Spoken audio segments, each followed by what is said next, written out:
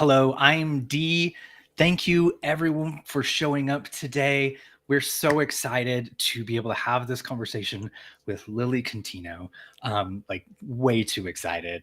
A little bit about us. Again, I'm Dee. My pronouns are they and them, just like on the screen right now. And we are Inclusive Agile.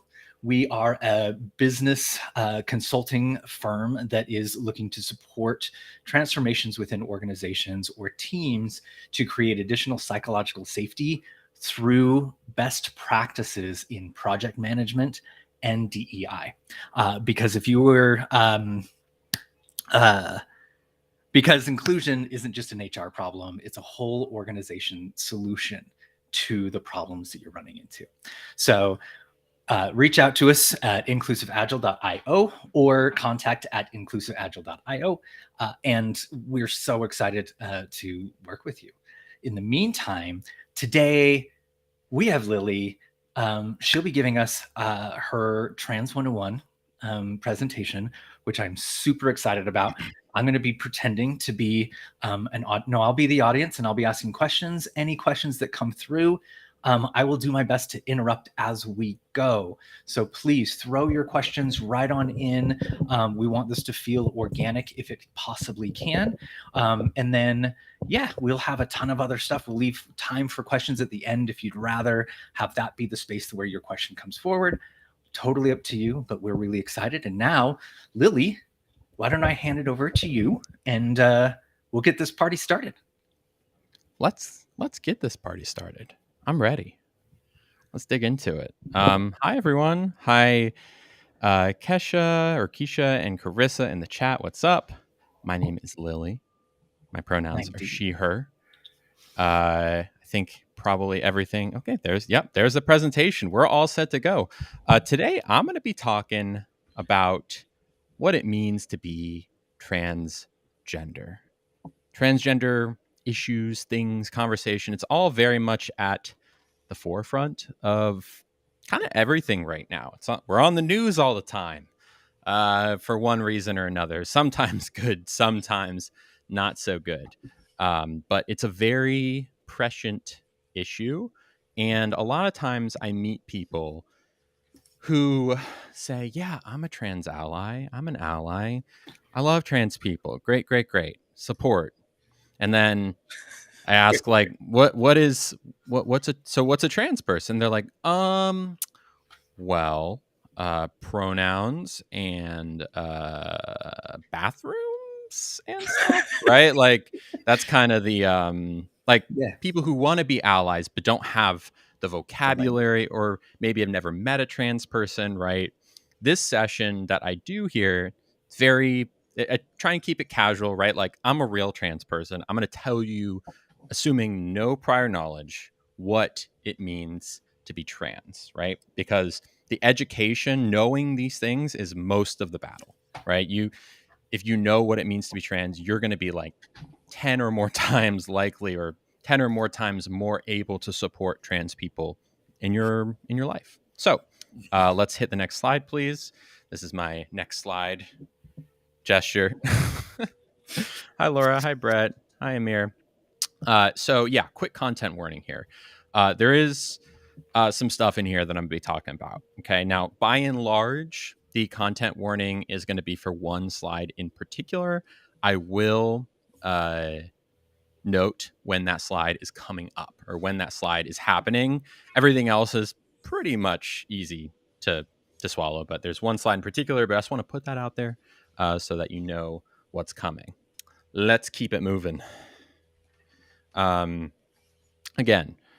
this is a Q&A, right? D is going to kind of be the audience proxy here. So if you have a question, I am not trying to cancel you. I promise. I'm not here to be like, how dare you ask that question? I am offended. Right? Like, in fact, normally when I do this talk, is when it's for like one specific, like when it's like more of a private thing, this is everywhere, but sometimes I'll be under NDA.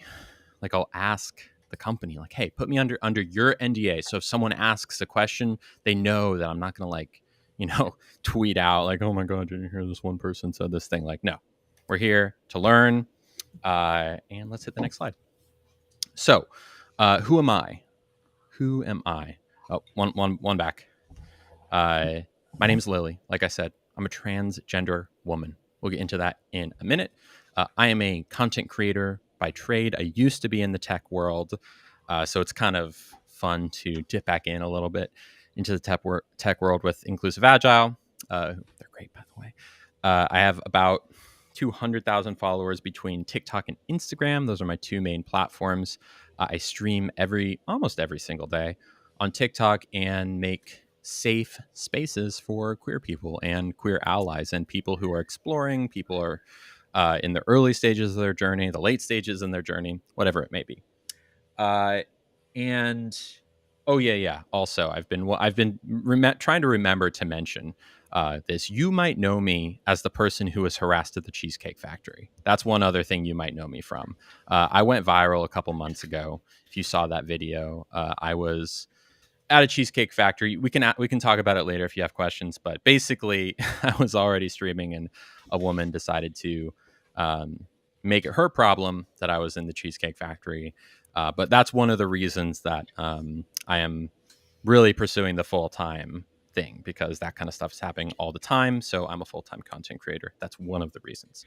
But into the actual important stuff of the matter, let's talk about what it means to be transgender.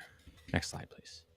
And there's three important core concepts that you need to know to understand what it means to be trans. Okay.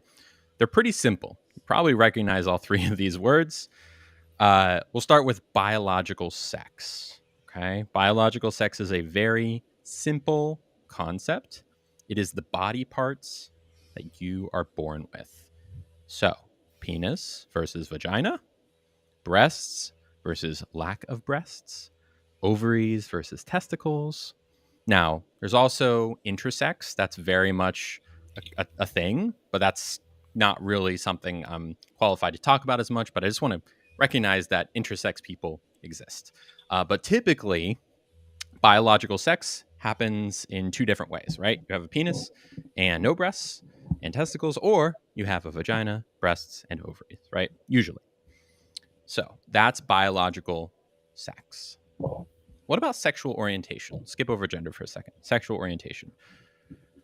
Let's go back to 1950s. Okay, let's think about it like that. You were born with a penis.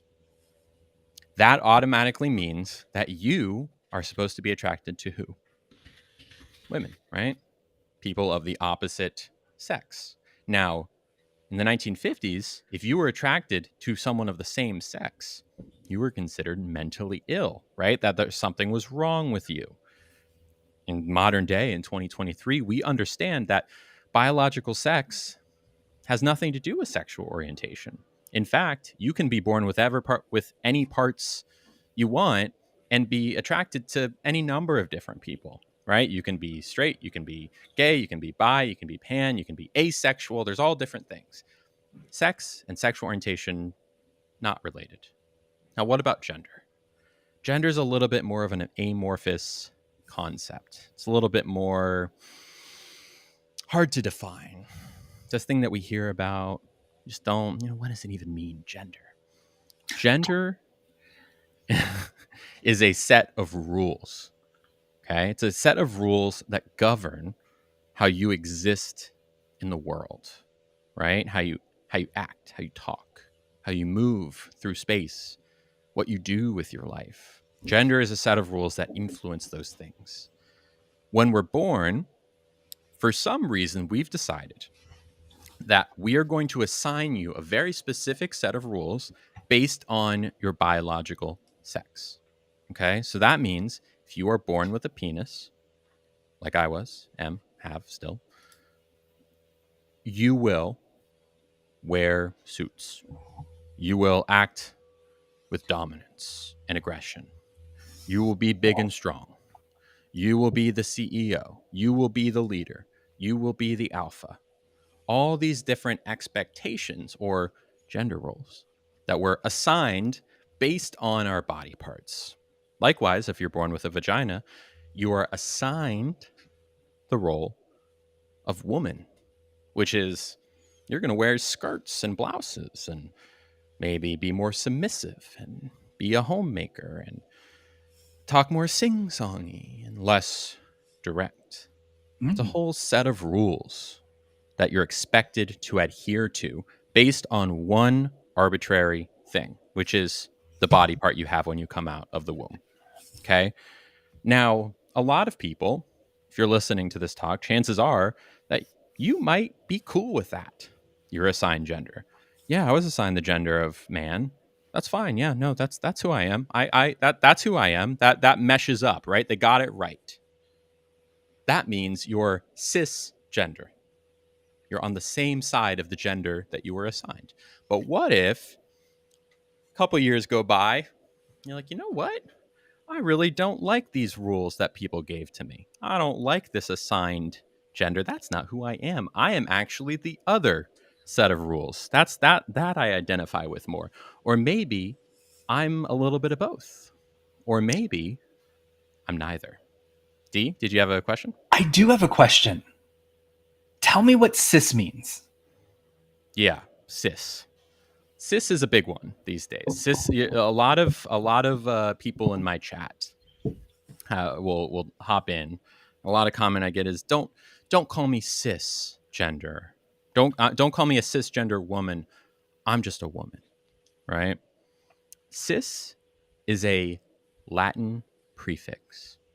Okay, in the same way that trans is a Latin prefix. Have you ever heard of the phrase transcontinental flight or transatlantic flight?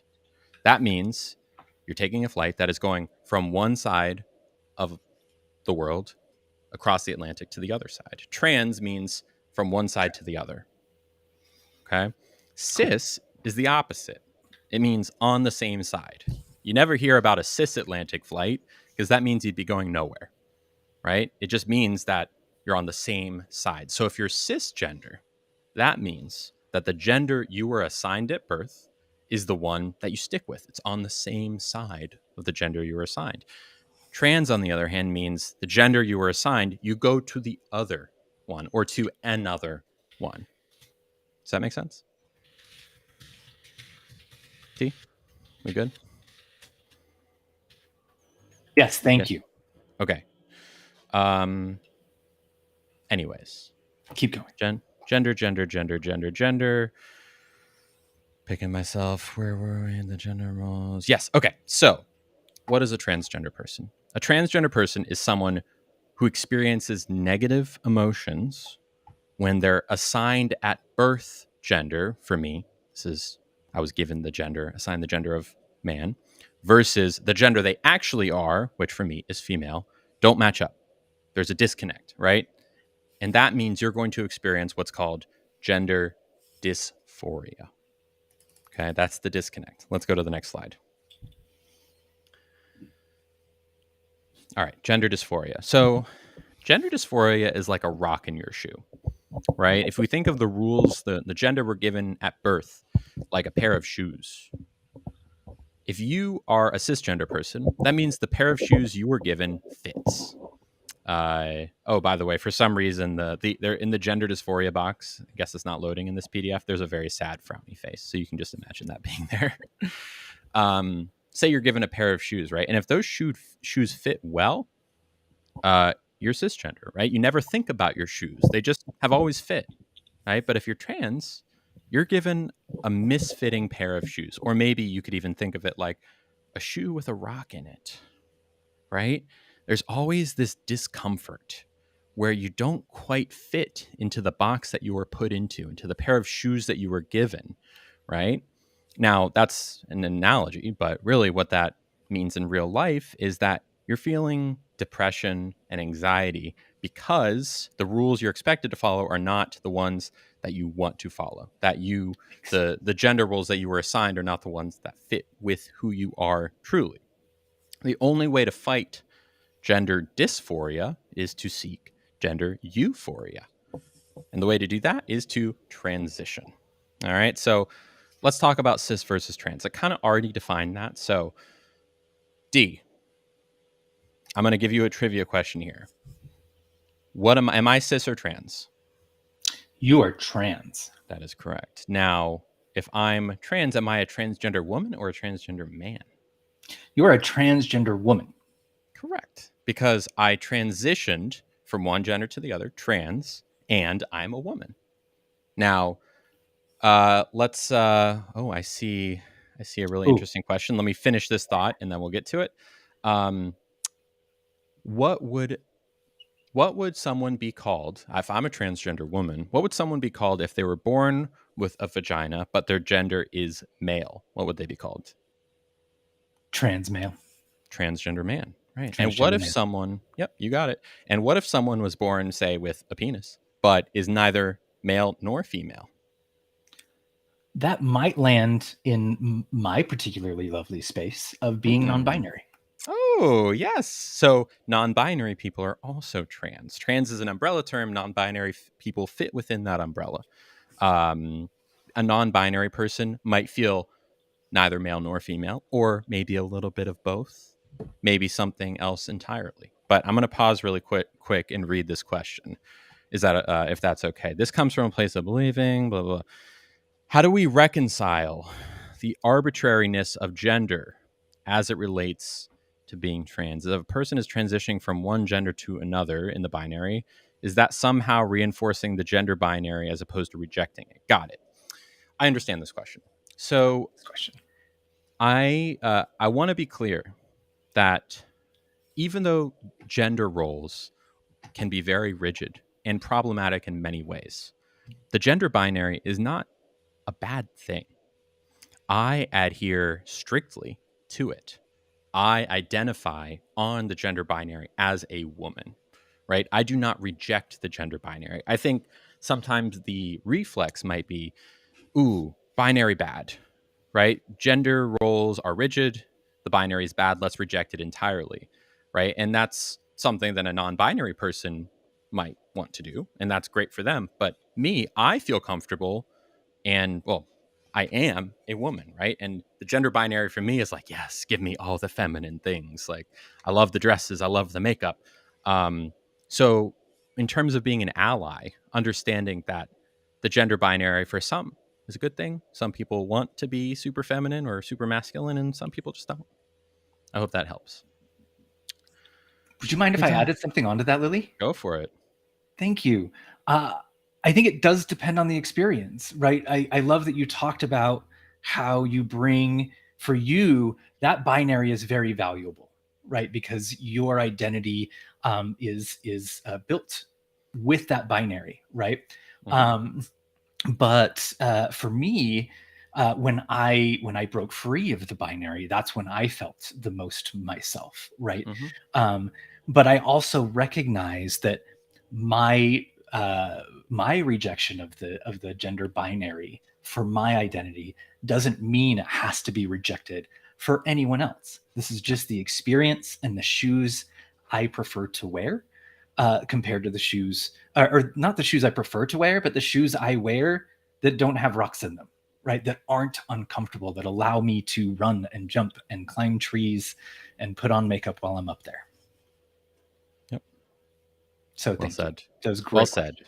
Yes, very good question. Very good question. Trans people come in a lot of different shapes and sizes, both adhering and not adhering to the gender binary, and all are valid.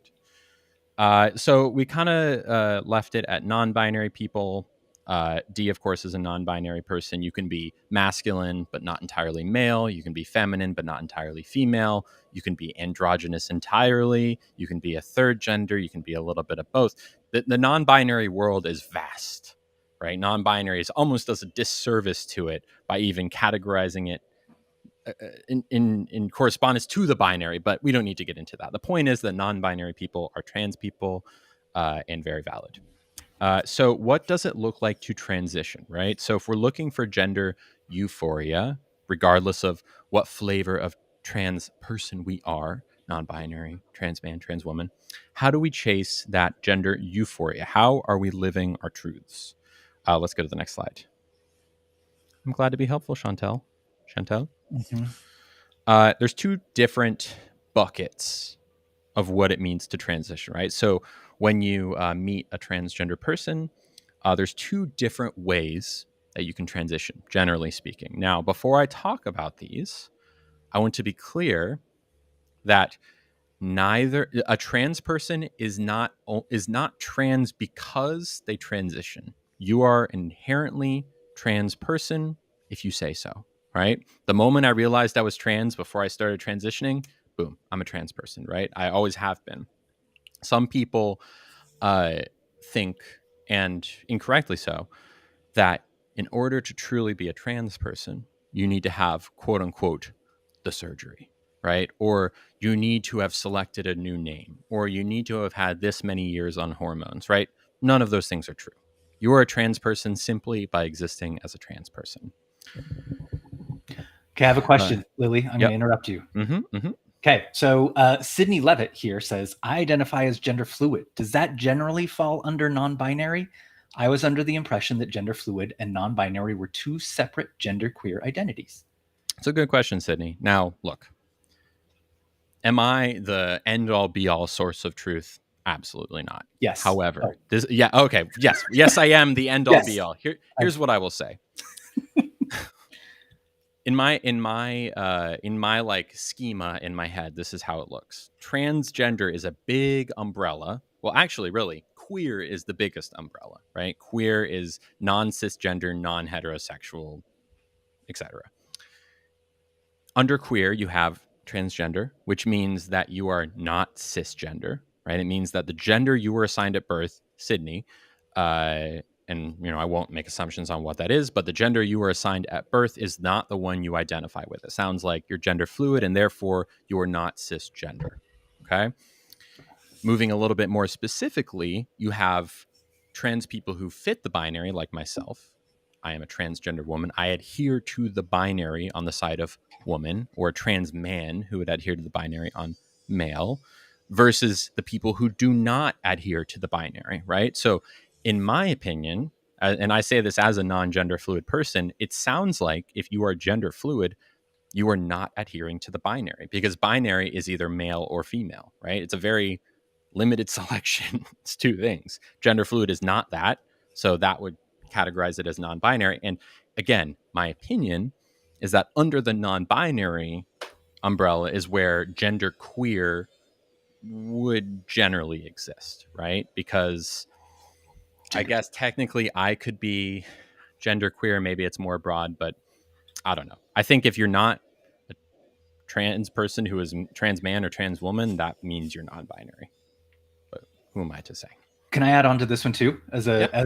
as a self non-binary person? Your labels are yours, right? Mm-hmm. I would put gender fluid under the non-binary, but I could also see that it could fit along the binary, where you move between the two, but the rules for both are actually important for you. So I think no matter where you want to lie, that's up to you. Non-binary as an identity is can be specific, like the way I experience it, or it can be this broader term that's basically not binary. But for a gender fluid person, they might consider themselves still binary in that binary place, but queer, gender queer, because they don't stay. Yep, 100%. So picking things back up when we're talking about what it means to transition. Oh, and one other thing, Casey, we talked about, I think it's important for cis people to try and break out of the gender binary. I mean, what I would say to that, Casey, is that I want to make sure that we aren't advocating or trying to cast a light on the gender binary as inherently wrong, right? Because I personally experience a lot of gender euphoria by adhering to the gender binary as a woman, right? I love using makeup. I love wearing girly clothes. I love having my hair all nice and curly and wearing cute headbands, right? I get a lot of joy out of the gender binary.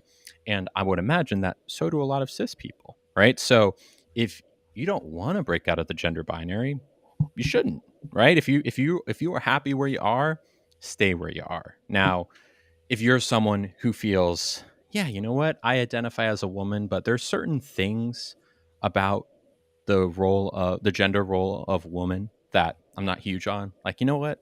I identify as a woman, but I'm not going to wear a dress. Maybe you're a little bit more bush in your attire. Like you're wearing jeans and, button ups, and maybe you have a short haircut. You're still a woman, still identify as woman, but you're bending the gender binary quote unquote rules there, right? But I just want to make sure we're not saying, yes, every cis person should, as opposed to every cis person could. I like to say we just need to understand the shoes we're wearing. Yeah. Right? Like you don't need to break it, but understand that there are rules, what the rules are, so you can know, do I actually like all of them? Yeah. And to Sydney's point, sometimes they said sometimes they feel like 100% man, sometimes 100% woman. If that's the case, then yeah, maybe by your definition, you are on the gender binary. You just fluctuate between the two binaries, which is an interesting way of being. And that's cool. And that's just your pair of shoes. So transitioning, let's talk about it. And this is where we kind of get into pronouns, specifically with the social transition. It is one of the issues that when you talk about trans people or you hear about trans people, oftentimes it is, what do you know about trans people? Pronouns, right? Like it's the thing, it's like the word that's associated with being trans, kind of like the be all end all of being trans, right? You're asking someone to call you a different set of pronouns, right? So back in the day, I was assigned the he him pronouns. I used them for years. It didn't turn out well for me, but now I use she her pronouns. Those are my pair of shoes. Those fit me well, so that's what I ask the world to call me. In reality, pronouns are one small piece of a much, much bigger puzzle. Uh, Pronouns do not define you, right? Just because you she her doesn't mean that you're a trans woman, doesn't mean you're non-binary, doesn't mean anything, right? Pronouns are just what we use to refer to each other, and everyone uses pronouns. So for example, I'm going to invent a person to refer to named Lauren, okay? So you could say Lauren is at the grocery store. She is coming back soon. Or you could say they just got back. And in those cases, you used Lauren's name, you used she, and you used they, right? Those are all, or she and they are both pronouns that we all use. Just because you say your pronouns are she, her, doesn't mean people aren't using they, them for you, right? Think about when you play Guess Who and you don't know the gender of the person you're guessing at. You might start by saying, ooh, do they have a mustache? Do they have long hair? Right? We assume they, them pronouns for anyone before we know what their pronouns are, right? And you can also use them interchangeably, and they're all correct. Hold on one sec. Let me close my patio door. D, I don't know if you want to hop in here. I love to hop in, always. I actually would love to just have a little short thing about my own pronouns, and my own thing that I always like to say, because I think the pronouns, while it is one of the smallest parts of my social transition, it's also the most visible. I mean, we hear it, but it is one of the most visible in recognizing the different shoes that people wear. But in the end, what I always like to say is we have all been raised in this system, this environment, this culture. So if you have a hard time shifting your pronouns around non-binary people that are asking you to use they, them, L, whatever it is, understand the problem is not whether or not you get it right. It's whether or not you try, and whether or not there's actual intention there for you to create that space for that person. Right. So we get it all wrong all the time. I get it wrong for myself often. But that's because, again, I have 40 years of calling myself one thing. And so breaking through that habit still takes time for me too. Yep. Please continue, Lilly. Yep. And when you talk about, so let's think about what happens when you accidentally misgender someone. And I'll use accidentally, but the same is true for not accidents. So let's say that in my example, Lauren, who's at the grocery store, comes back, or maybe someone's asking about Lauren, and I say, "Oh, he's at the grocery store," in reference to Lauren. Lauren, of course, using she/her pronouns. Everyone in the room would be like, "Wait, what do you mean? You mean she, Lauren, right? Lauren's not a trans person. Maybe we can even say she's cis. But wait, no, you mean she, right? For Lauren, it's an immediate reflex we have, even when trans people aren't involved. When you accidentally misgender someone, things don't quite compute, right? And if Lauren were to have heard that, even if she's not trans, she might say, "Wait, what are you calling me, a man or something?" Like, that'd be kind of weird and maybe a little bit hurtful. Probably more weird than anything. But if you think about now, we've talked about gender dysphoria and being perceived as the gender you are not. When you accidentally misgender someone, you are bringing quite a bit of gender euphoria into the conversation, or gender dysphoria for that person into the conversation, right? It hurts a lot more for trans people. And if you're not sure of someone's pronouns, a lot of times I get the question, can I ask? Is it offensive to ask? Like, am I going to call out someone's transness by asking for their pronouns? Does it mean I'm basically saying, "Hey, you look trans, what are your pronouns?" Right? I'm going to tell you this. Always you can ask. It's never going to be something that a trans person is like, "Oh, how dare you ask my pronouns? How dare you want to get it right?" If you ask someone's pronouns, they'll be like, "Yeah, I'm she, her." Right? If you ask me my pronouns, "Hey, Lily, what are your pronouns?" "She, her. Thanks for asking." That's it. It can be a very casual, quick ask, and you will not have to guess. The one last thing I'll say about pronouns: putting pronouns in your bio. We see this a lot. We see it in email signatures. We see it on LinkedIn bios. We see it everywhere. Putting pronouns in your bio, number one, flags you as a safe person, right? Like, if I have my pronouns in my bio, a trans person can see it and be like, "There's an ally. I don't have to worry about them." But even more importantly, it normalizes the practice of putting pronouns in your bio. Because if you do as a cisgender person, then a transgender person isn't going to feel weird about putting pronouns in their bio. And no one ever has to talk about it because it's all there. And it's not a tough conversation that you ever have to have. New names. You're also going to find people picking new names. So the previous name, your birth name, or sometimes referred to as your dead name, is something we have to change for people. Now, if you think about it this way, we do have to choose new names for people, even when trans people aren't involved, right? When someone gets married, maybe they're not Miss Clemens anymore. Maybe they're Miss Bukowski. I don't know, right? You have to change their name because that's what you call them. They change their name. Same thing here. If you accidentally misgender someone or dead name them, what do you do? It's a common question. One mistake people will make: "Oh my God, I am so sorry. Oh no, like, I'm the worst. I can't believe I did. Like, I shouldn't. I can't. I know your name is not that," and blah blah. No. This is what you do. "Ooh, I'm sorry, Lily. Sorry, won't happen again." And move on. That's it. Apologize, move on. Do not make a big deal out of it. Just bite your tongue and move on. It's the best way to do it, I promise. You'll also see. Go ahead, D. I kind of almost want to say it's like calling someone Mike who really prefers to be called Michael. And so you go, "Oh, Mike. Oh, sorry, Michael." Right? That's the length that you need to go to for calling us the wrong name. Yeah. Right? If you keep going, it feels not fun. It's not fun for anyone, for you or for the person.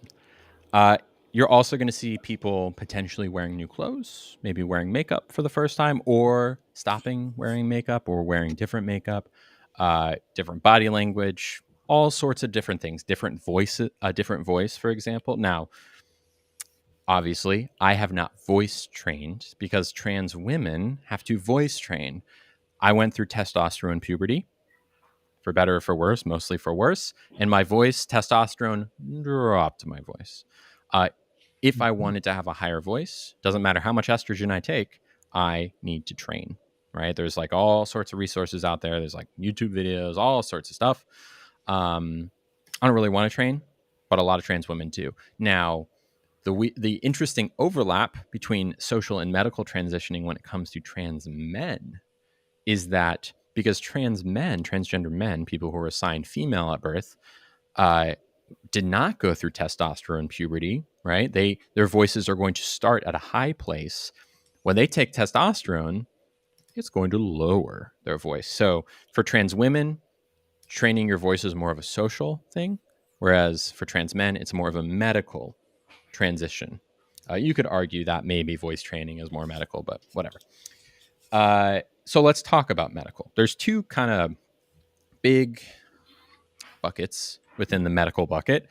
Number one is the hormones that you can take. Again, all in pursuit of gender euphoria, right? So when I look in the mirror and see that my skin is softer because I've been taking estrogen, maybe I'm seeing some breast growth.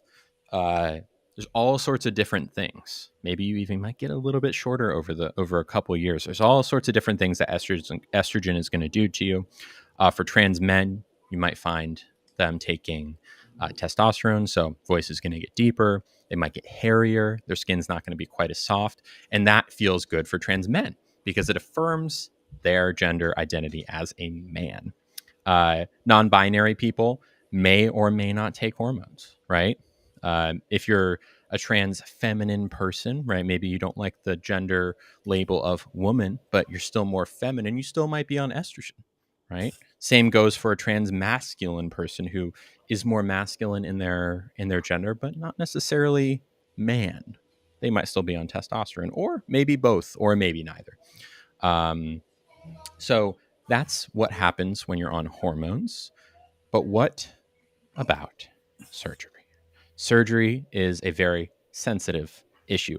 I am actually, fun fact, getting an orchiectomy on Friday, which means that my two little guys that I've had on my body for about 30 years are getting taken out, which I'm very excited about.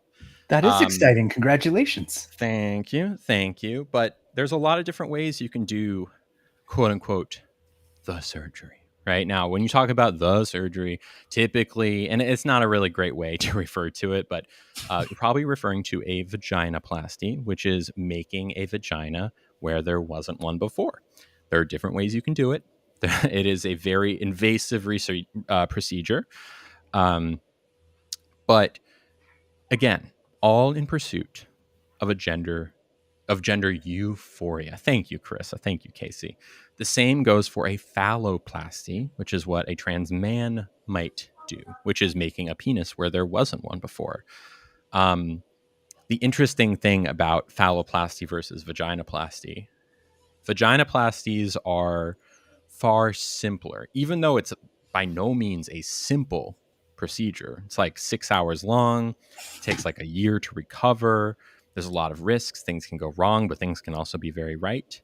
Phalloplasties take many surgeries, and the end result isn't nearly as close to what you might want as a vaginoplasty is, right? A vaginoplasty might get you to a place where you just can't tell the difference.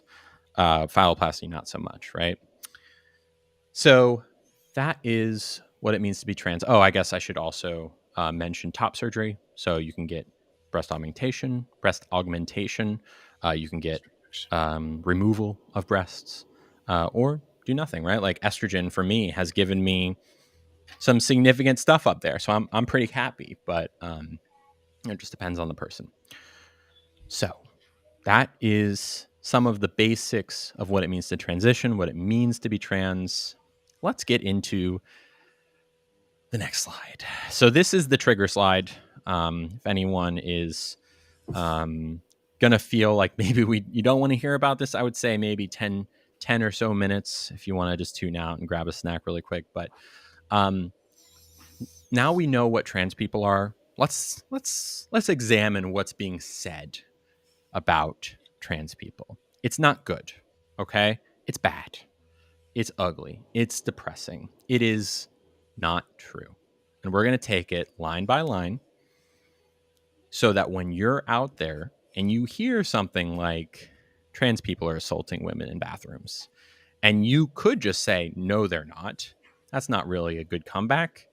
I'm trying to help you here deconstruct that argument so that you're more effectively able to push back against that kind of talk in your day-to-day life, right? That's the reason that I'm talking about this. So, argument number one, bathrooms. Maybe the flagship issue against trans people is get out of my bathroom, right? Stuff like that. The argument is that, and again, this is just what's being said. This is not how I feel, and it's not true. The argument is that transgender people are just men who dress up and spy on and sexually assault women in bathrooms, and that the whole transgender thing is just an excuse to go into the bathroom and assault people. Now, the reality is that A, that's not happening, simply not happening, but the entire argument itself is a red herring. It exists to paint transgender people as sexual deviants. It's a narrative that they're pushing about us in the same way that in the 30s and 40s in Germany, it was Jews are controlling the media. Jews are doing that. The more you say something, the more people think it's true. And that's what the modern day argument is for trans people. We're going into bathrooms and assaulting people. But let's think about it for a second. They're assuming that me, right, like that I'm actually just a man and I want to assault people in bathrooms. That is my prerogative. So I'm putting on this whole charade. I'm on hormones. I'm dressing femininely. I'm spending tens of thousands of dollars on, hair removal and what have you, hormones, etc., just so that I can have the drop on someone in a bathroom. Whereas cis man, or anyone, I guess we'll say cis men for the time being, but anyone who wanted to assault someone in a bathroom could just walk in, right? Doesn't really make sense. And then you also think about, what about trans men? What about them? They're choosing now. I know it kind of sounds silly, but why would someone elect to use the men's bathroom? We all know men's bathrooms are gross. Why is you laugh, but it's true, right? So like from the perspective of a trans man is actually just a woman, right? Which is not true, but that's what they say. Why would a woman choose to use the men's bathroom? Why? The women's bathroom is cleaner. Sometimes it has a couch. It's great. Why would you want to use the men's bathroom? It's because it has nothing to do with assaulting people. It has nothing to do with that charade. All it is chasing gender euphoria. That's what we're looking for. We're using the bathroom that is affirming to us. Okay? I see a question from Chantel. I've wondered if we'd be safer in public restrooms if they were all non-gender specific. I don't think that would solve the issue, unfortunately. I mean, for some people it would be great. I feel affirmed using the women's bathroom, right? It kind of gets back into is the binary a good thing? I don't think that the problem would go away if we all had non-gender bathrooms. I think the problem would just kind of pop up in a slightly different way. The argument would just shift against it. So that's bathrooms, okay? Let's talk about sports. Sports. This is the most complicated issue, right? Because it is, in some places, a little bit gray. So the argument, again, against trans women, trans men aren't really a part of this argument, because as soon as you consider trans men, the argument falls apart. But the argument is that transgender people, women, are actually just men that dress up as women to compete in sports in easy mode, right? The argument being that I couldn't win at sports as a man, and therefore I am spending tens of thousands of dollars on hair removal, on hormones, on a new wardrobe, on all these different things so that I can show up to a swim meet and run laps around, whoever. So let's talk about hormones. What do they do to your body? I have a tougher time opening jars than I did 3 years ago. It's true, right? T blockers make you weaker. But the argument is that, oh, well, my bone structure is so much bigger and different, and I am biologically different, that I have an inherent advantage. Is that the case? I would argue no, because let's think about the Olympics in 2008. All right. You remember Michael Phelps? Remember that guy? Michael Phelps, the star of the 2008 Olympics. He was a swimmer. He won a bajillion gold medals. If you think back to the articles that were being written about Michael Phelps, what were they? They were talking about he is a biological freak, right? Like that was the things that was what was being said about Michael Phelps. His hands are bigger than they should be. His torso is longer than it normally would be. He's taller than most of his opponents. He's got this crazy like foot bone structure that doesn't make any sense, that is like somehow weirdly suited for swimming. And that Michael Phelps has this inherent biological advantage. And that's one of the reasons that he's winning against his opponents, right? That he's just biologically built better for swimming. Now, they didn't say, hey, Michael Phelps is like built different than his opponents and he's like inherently advantaged. Like, should we allow him to compete? No, they didn't say that. They said, oh, he's advantaged. We're excited to watch him compete. The point here being that Michael Phelps was the same gender as all of his opponents. He was a cis man like all the other cis men he was competing against. Gender, biological sex, this is one small thing. Biological sex is one vector of many, many things that impact athletic performance.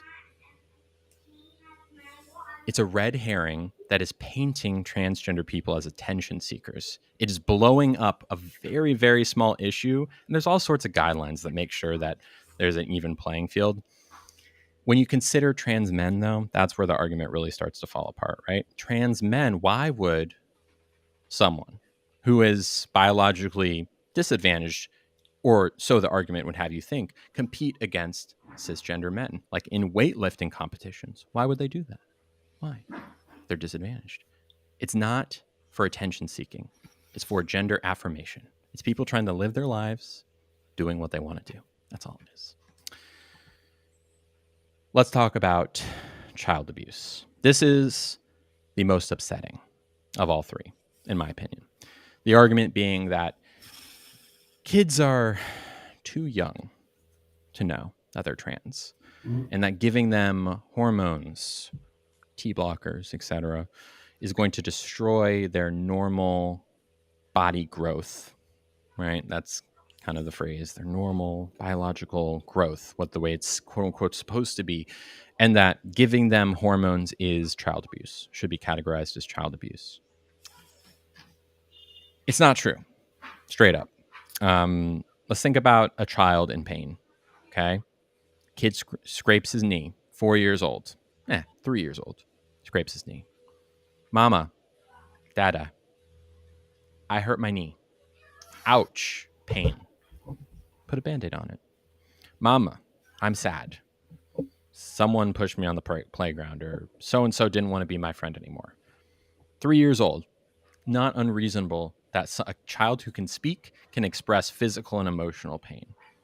So why is it so far-fetched that a child who's 5, 3, 4, 5, 6, 7, 8, hey mom, I feel very sad. Hi Connie. When people call me he, and I feel good when people call me she. Right? Mama, I think I am trans. Kids understand feelings. We agree on this. Physical and emotional pain. Kids understand it. They can verbalize it. A lot of trans people know that they're trans when they're 5. It's true. When a kid tells you they're trans, as many do, we are not bringing them to the doctor the next day to pump them full of hormone blockers. It's not how it works. A kid who expresses feelings of gender dysphoria is going to socially transition for a long time before they ever even discuss hormone blockers. Kids are going to live their truth with their new name, with their pronouns, living socially as their gender before hormone blockers are a part of the conversation. 5, 6, 7 years of living their truth. And what, are you going to force them to go through the puberty that they don't want to go through? That would cause permanent damage to their body? Because I'll tell you what, I'm 6 feet tall.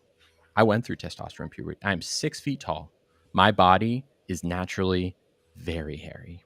I hate it. I am different bone wise than I would be. My face looks different than it would have if I had gone through estrogen puberty. The damage to me has been done, and there's no amount of money I can spend to turn back the clock on that. So when you talk about damage being done to children, the damage is forcing a child who knows who they are to go through a puberty they don't want to go through. That's truly the damage. It's not child abuse. Really, it's child abuse to force a child to go through puberty in a way they don't want to go through. That's child abuse. So let's let's do one more sad slide, and then we'll bring it back to happy. Okay. Next slide.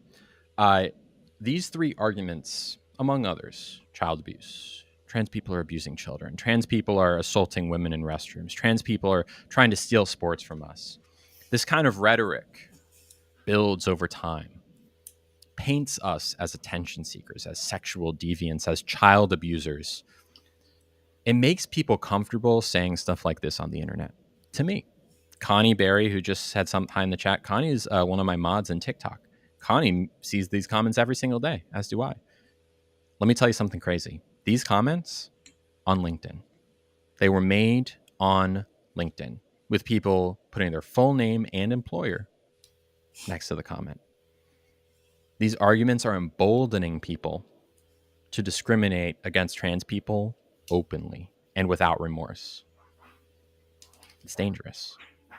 But a lot of progress is being made. And the way that you can help make progress, yep, Connie says, yep, they're vile. They are. There is a way to make the world a better place, and that is by being an ally. Let's go to the next slide. The more allies we have, the better the world is. And here's a really easy way to be an ally. Hi, Lauren. Lauren also is in my one of my TikTok mods. So let's say someone comes out to you, right? This might be one of your first interactions with a trans person, and you might not be expecting it. It could happen today. Someone at your job could come out to you. Maybe it's someone you supervise, or your supervisor might come out to you. This is how you react. A lot of times people will react with sadness because being trans is a burden that they're learning about, right? Like, it's the same thing as learning, like, oh my, I'm so sorry that now the world is going to discriminate against you, because I know they will, right? And that could be the reaction. Push that back. The reaction when someone comes out to you as trans is, oh my God, I am so happy for you. It is the reaction that should come out when someone says they're getting married, that they just won the lottery, that whatever. The biggest, happiest news you can imagine is what this person is experiencing, because they're basically telling you, hey, I just wanted to tell you I'm about to get a lot happier and actually be myself for the first time in my life. That's really what they're telling you. So congratulations are in order. Oh my God, that's so awesome. Congratulations. After that, the follow-up questions, slightly less important, but important nonetheless. You want to make sure that you're not going to overstep any boundaries now that you have this information. So of course, say, thank you so much for trusting me, right? Especially if that person isn't publicly out yet. You're going to want to ask, what's your name? Do you have a new name that you've picked? Do you have pronouns that I should be using? By the way, not preferred pronouns, just pronouns. They're not preferred. Preferred means optional. They're just your pronouns. So you know their pronouns, you know their name. Is this public? Am I allowed to, does, Joe Schmo in the office down the hall know that you're trans? Like, is this should I call you blank, your new name, to him, or should I keep this a secret and not call you that publicly yet? Right? That's important. You don't want to be the person that accidentally outs someone by saying, oh yeah, Lily, I mean Nick. Right? You don't want to do that. And in fact, when I was coming out, I told my employer, like, look, just call me by my dead name until I'm out publicly, because it's easier.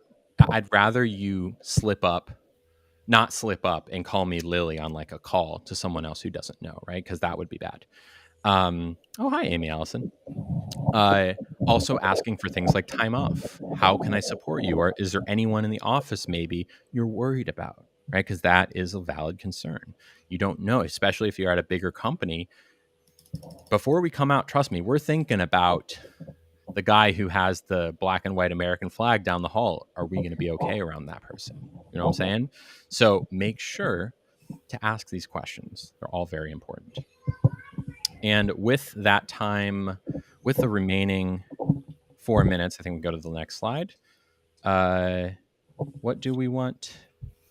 What do we want to do? We have a few minutes. If anyone has, I got some nice comments in the chat. Heather says you were the one not to teach me not to say preferred. Yes, that is true. Thank you.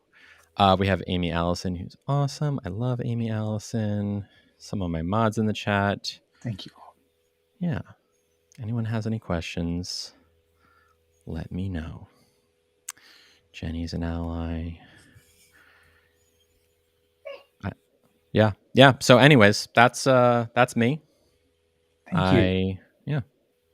Lily. Well, while we're waiting, in case anyone wants to throw out some questions, thank you.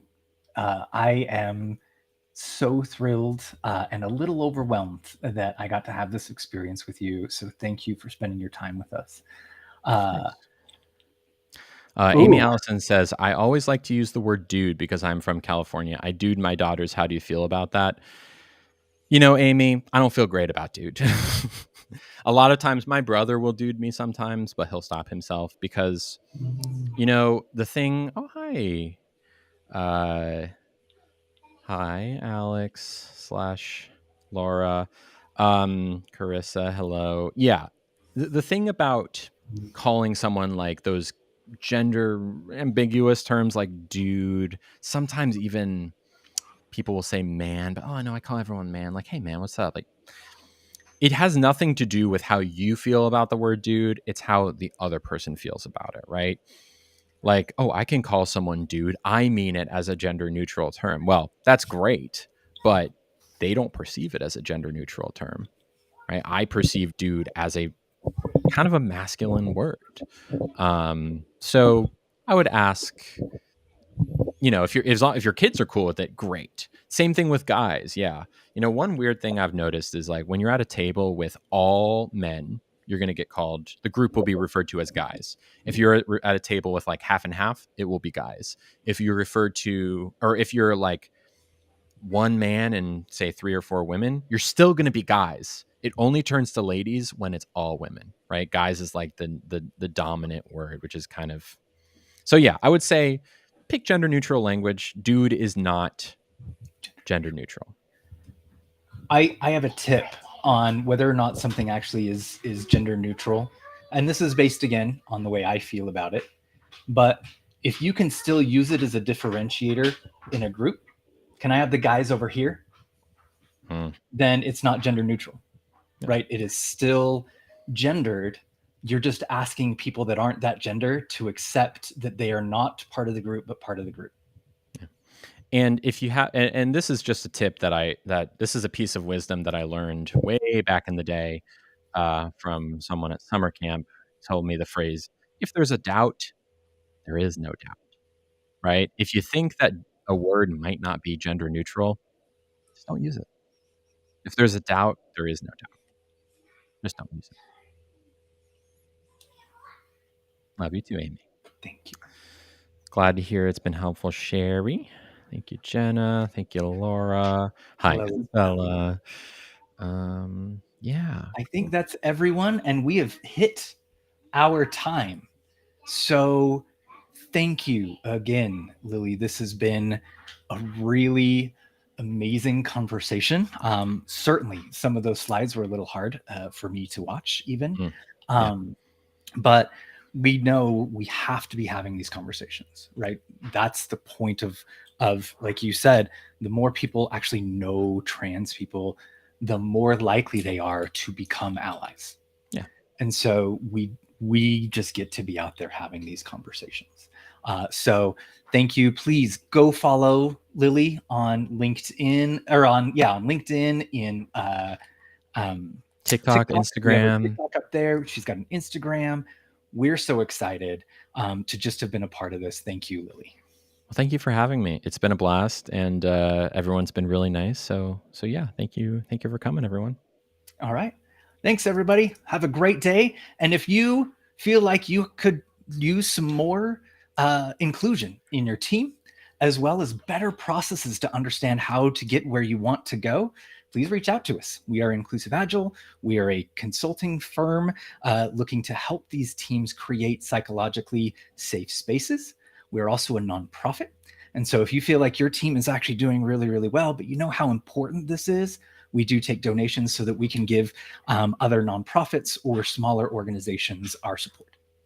So please check us out at inclusiveagile.io. And thank you again, Lilly.